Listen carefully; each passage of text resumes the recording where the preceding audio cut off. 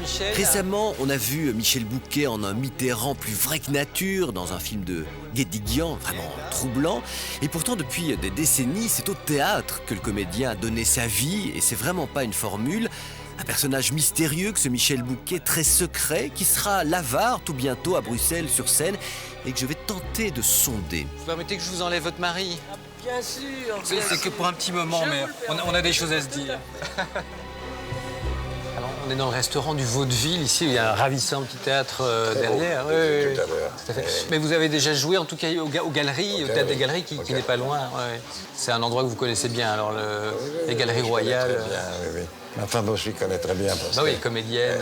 Non, mais en plus, elle aime beaucoup les bijoux orientaux, les choses comme ça. Ah oui, il y a un merveilleux bijoutier dans vous allez lui acheter quelque chose, lui offrir quelque chose après, oui. Le restaurant, sinon, c'est quelque chose que vous faites régulièrement pour le travail ou pour les amis ou...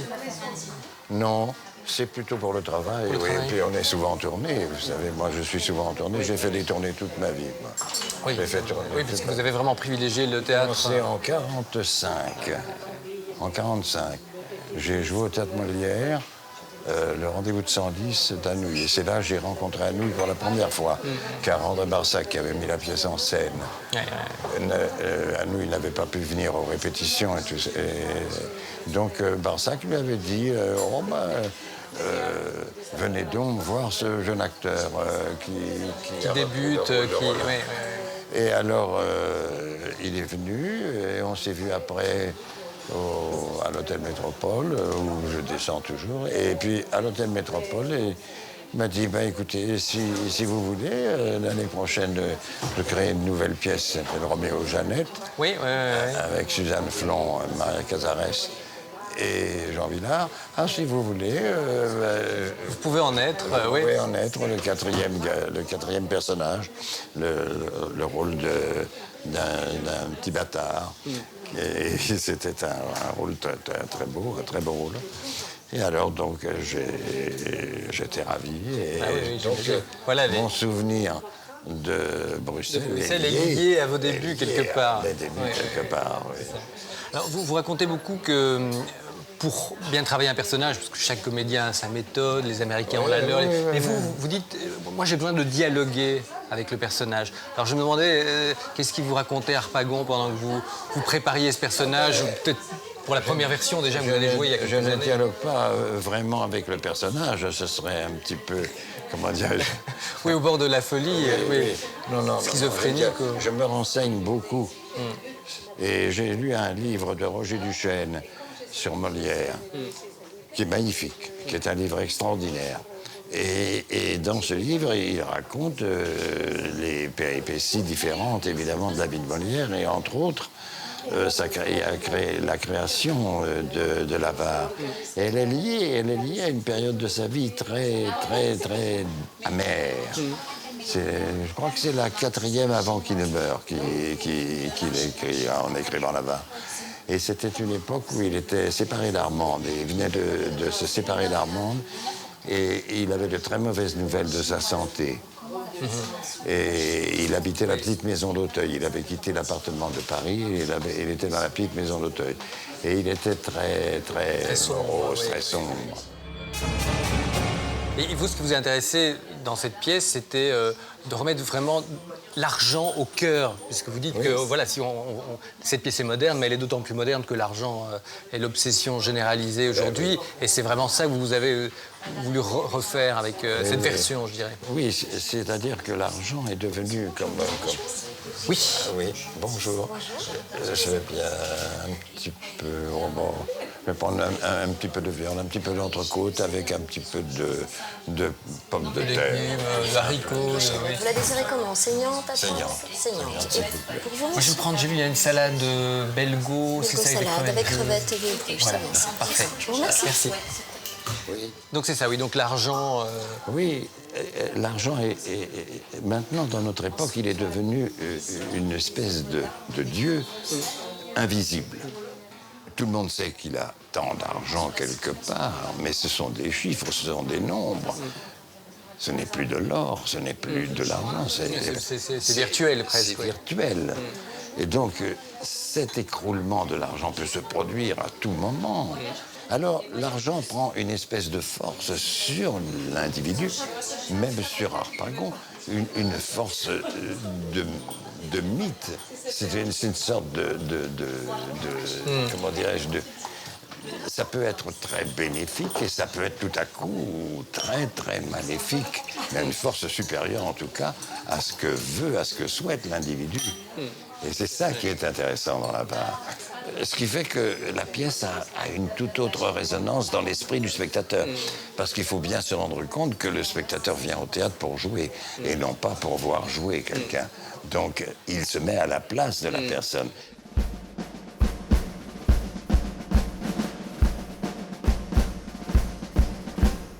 Je vous en prie. Hein. Ouais, tout ça est préparé. Oui, hein, c'est joli, c'est des petites mises en bouche comme ça a l'air bien. Voilà.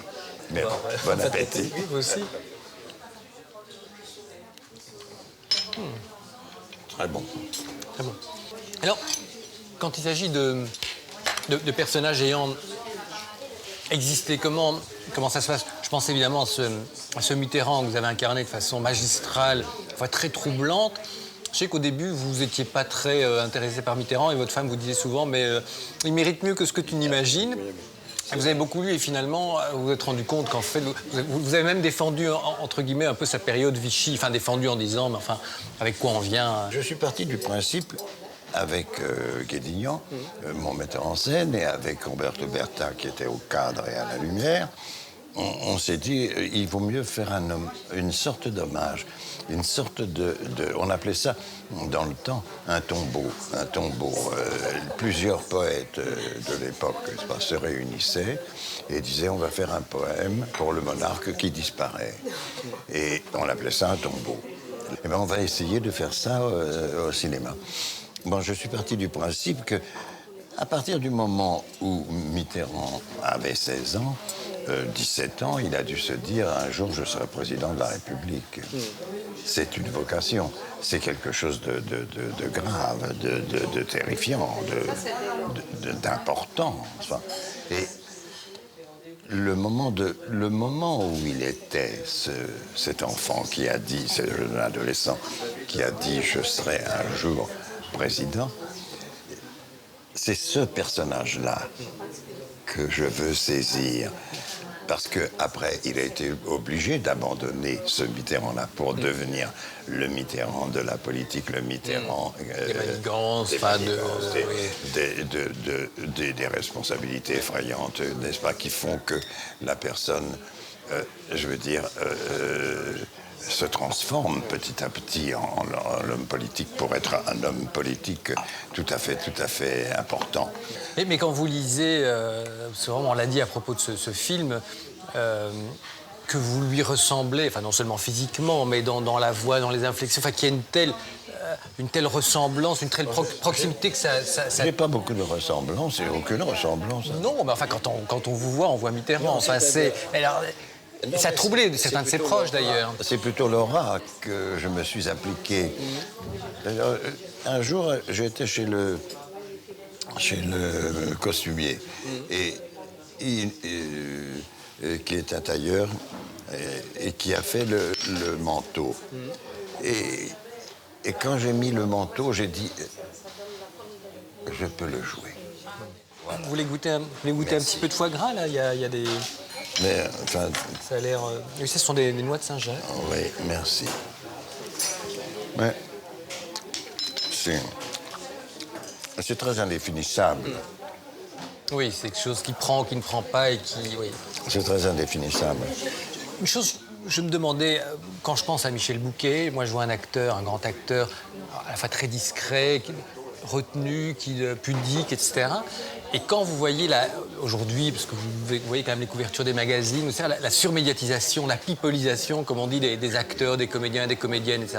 Est-ce que ça vous écœure? Non, pas du tout. Non, c'est le style de l'époque. C'est le style du temps. Vous dites on est tombé bien bas ou... Sincèrement, je veux dire, bon, tout le monde a un avis. Enfin... Non, pas du tout, non. Je trouve que les acteurs ont une chance et une malchance, maintenant. c'est qu'ils arrivent très vite à la notoriété. Il suffit d'un film, des fois, mais une grande notoriété. Mais ils la perdent très vite. Et donc, pour eux, c'est beaucoup plus dangereux que le contraire, que de faire péniblement, petit à petit, son chemin. Mais vous, si vous aviez, si le cinéma vous avait attrapé très tôt, aussitôt que le théâtre, parce que vous avez vraiment eu vos premiers rôles importants, je dirais, au milieu des années 60, donc vous aviez la petite quarantaine, je dirais. Est-ce que vous auriez pu succomber au star system ou être emporté par... Non, parce que j'étais surtout un acteur de théâtre. Ouais. Oui, mais il y a beaucoup d'acteurs de théâtre qui deviennent acteurs de cinéma ou qui deviennent... Oui, mais j'aurais pas tout... j'ai sacrifié pendant 5 ans au cinéma. Parce que Michel Serrault, c'est un peu comme vous, il a commencé tard au cinéma, enfin en tout cas à des rôles importants, et ça n'a pas arrêté. Oui, mais c'est différent, c'est différent. Moi, au bout de 5 ans que je faisais du cinéma, j'ai éprouvé une lassitude, j'ai éprouvé quelque chose. Je me suis dit, je ne faisais plus de progrès, si vous voulez. Je sentais que je ne faisais plus de progrès. Et alors, je me suis dit, non, il faut absolument que je retourne au théâtre. Parce que je ne travaille plus assez. Je ne travaille plus assez. Et le théâtre demande qu'on travaille véritablement tout le temps le rôle. Tout le temps.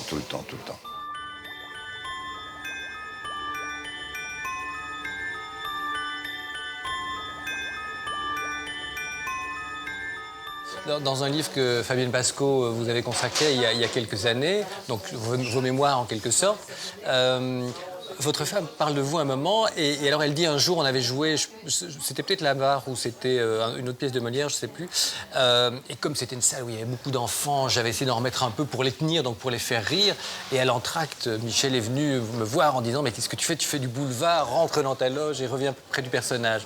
Donc, voilà, vous aimez pas trop qu'on sorte de...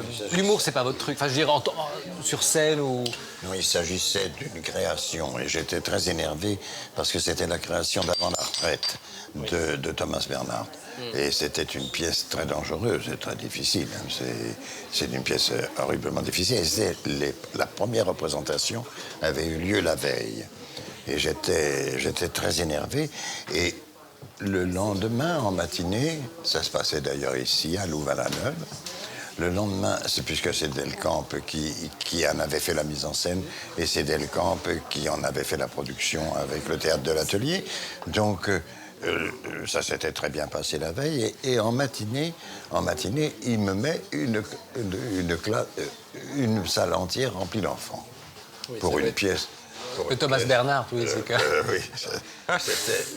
et en plus, qui fête l'anniversaire de Himmler tous les ans. Oui, c'est ça, oui. Oui, un faux nazi, enfin... D'une férocité incroyable et d'une méchanceté inimaginable. Et une salle d'enfants, c'est vraiment très difficile. Alors, j'ai eu peur, j'ai eu vraiment peur.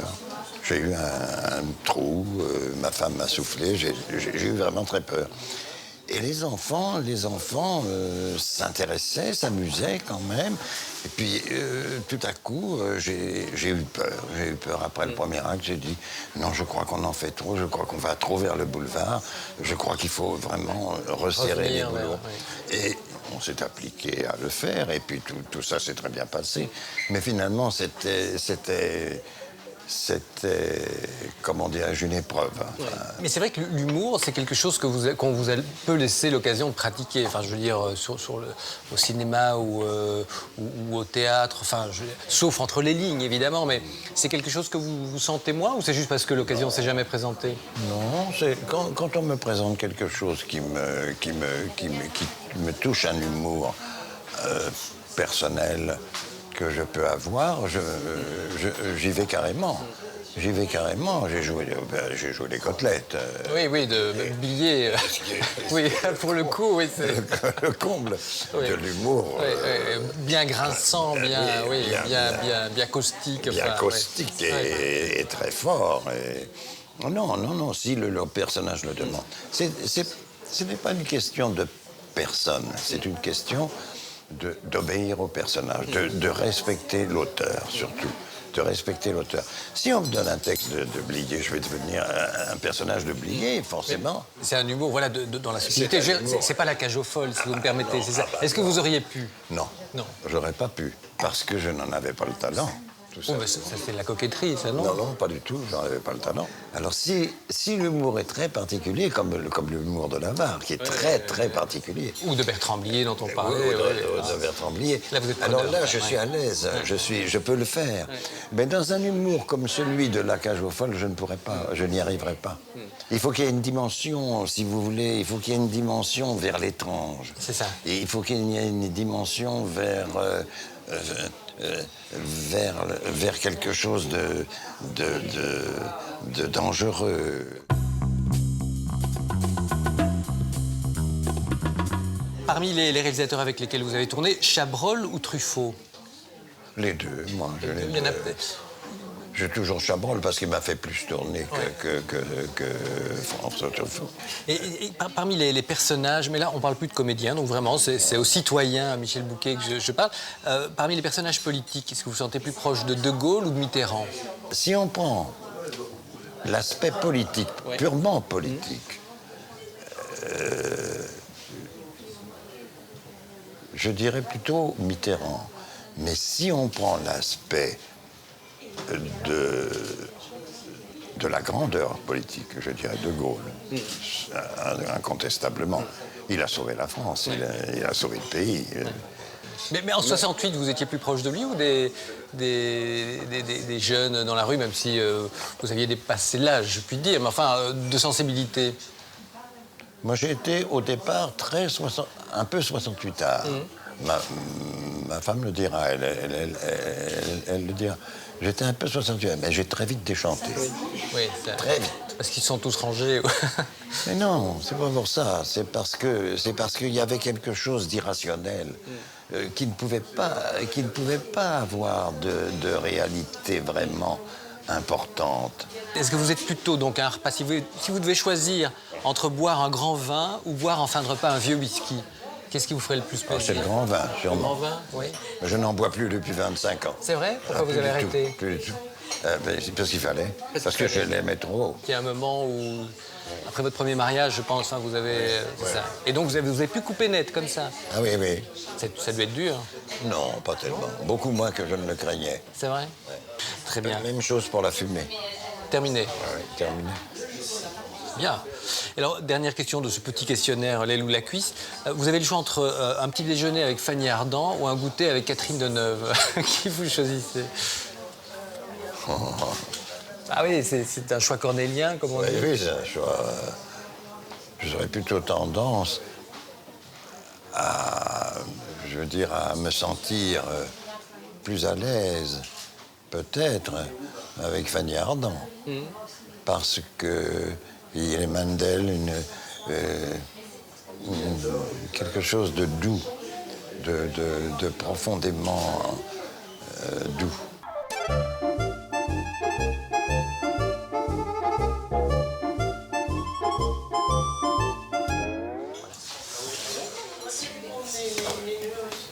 Vous avez vu quel beau cornet, hein? Merci. Merci Ah, beaucoup, bah, Oh, là-dessus. c'est superbe. Merci. À 7 ans, je l'ai lu, on a pu le lire, vous avez été envoyé dans une pension, dans un internat, loin de votre mère que vous aimiez tant. Et c'est une période terrible, je sais que quand vous la racontez, ça a l'air d'être quand même extrêmement... Mais mes parents ne se rendaient pas compte à quel point ça me faisait de la peine. Ils ne s'en sont pas du tout rendus compte. Que ça vous faisait de la peine de les quitter, eux, ou de vivre le sadisme Les deux, ambiant? les deux. Ils ne se sont pas rendus compte, quand j'ai dit ça à ma mère beaucoup plus tard, que j'avais tellement eu de difficultés avec ça, elle était très étonnée. Parce qu'elle me disait, mais tu avais l'air de t'amuser bien, d'être bien. Quand vous reveniez chez vous, alors c'était pas tous les week-ends à l'époque, c'était peut-être tous les 2-3 mois, je ne sais pas, mais quand vous reveniez chez vos parents, vous le racontiez pas, mais c'est un enfer que je vis là-bas, je suis au piquet tout le temps, ils sont sadiques. Non, je ne disais rien. Et pourquoi vous ne disiez rien? Parce que je ne disais rien. Je voulais pas... Pour ne pas gêner vos parents, c'est ça, c'est le côté... Pour pas qu'ils s'inquiètent. Vous étiez très obéissant. En fait, l'obéissance, c'est un mot qui revient beaucoup chez vous. Oui, très obéissant, très en retrait, très retenu. Je n'ai rien appris à l'école, rien du tout. En 7 ans, je n'ai rien appris du tout. J'ai eu un certificat d'études primaires vraiment par protection, je crois. Il fallait un certain nombre de certificats pour que cette pension puisse... Oui, c'est ça. Mais vous n'avez rien appris. Pourquoi? Parce que vous étiez tout le temps envoyé au piquet ou parce que les profs étaient sans intérêt, enseignaient mal? Enfin, qu'est-ce que... Je ne peux rien apprendre que je ne veuille apprendre. Et là, vous ne vouliez pas parce que l'environnement était hostile ou... Mais ça ne m'intéressait pas. 2 et 2 font 4, je m'en fiche. Ça ne m'intéresse pas. Alors, il n'y a rien à faire dans ces cas-là. Mais ça vous a permis d'observer les gens. Vous avez vu là des choses, observé des personnages dans leurs multiples facettes qui ont pu vous nourrir. Oui, je me suis habitué, moi je crois, je me suis habitué à la difficulté de vivre. J'ai vu que ce n'était pas un chemin de rose. Et ça a été très profitable à l'acteur que je suis parce que ça m'a permis de cultiver mon imaginaire, de travailler. Je m'inventais tous les jours une histoire, le départ d'une histoire. Moi, dans des histoires. J'inventais depuis le matin jusqu'au soir. Pour fuir mentalement l'endroit où vous étiez. Oui, et puis pour occuper mon temps, puisque j'étais tout le temps, main derrière le dos, tête baissée, toute la journée. Ils n'avaient rien trouvé de mieux que de me mettre des heures de piquet comme ça. Mais pourquoi? Parce que vous faisiez du chahut ou qu'est-ce qui... Non, je ne travaillais pas. C'est ça qui faisait que... J'étais très doux, je ne travaillais pas, mais je ne me manifestais pas. On me disait, bon, voilà.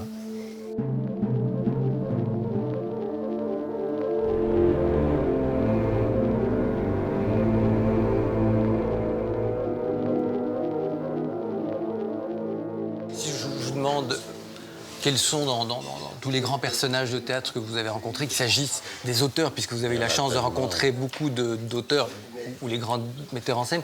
Les rencontres extraordinaires, ça a été Grémillon, ça a été Anouilh, ça a été Camus, ça a été Kretschka. Mais je pensais à Ionesco parce que finalement vous l'avez vu. Ionesco, c'est considérable. Voilà, et vous avez commencé à le jouer à une période où Ionesco, les gens ne comprenaient pas, disaient mais qu'est-ce que c'est? Et vous l'avez rencontré, vous alliez chez lui et vous disiez mais qu'est-ce que ça vaut cette pièce que j'ai écrite? Oui. Enfin, ça, c'était la fin de sa vie, toute fin de sa vie. Pendant les répétitions du Roi se meurt, qu'on a joué au Théâtre Hébertot, et j'allais toujours lui rendre visite, mais il était dans l'impossibilité de marcher. On le prenait comme un enfant, puis on le mettait dans son lit, puis on le reprenait. Et il était très angoissé à l'idée que son théâtre... reste incompris. Oui, et il était comme un enfant. Et quand on pense au génie que c'est, édité dans la Pléiade durant son existence vivante, c'est considérable. Mais lui, il avait une peur terrible, comme tous les vrais artistes, de ne pas avoir été à la hauteur de son génie. Incroyable. Oui, incroyable. Mais le jouer comme ça encore aujourd'hui, ça vous fait, vous continuez à transmettre. C'est quand même un rôle génial de pouvoir rendre accessible quelqu'un qui a écrit de telles choses et de... Ça vous fait plaisir quand même. Bien sûr, mais ça me touche énormément.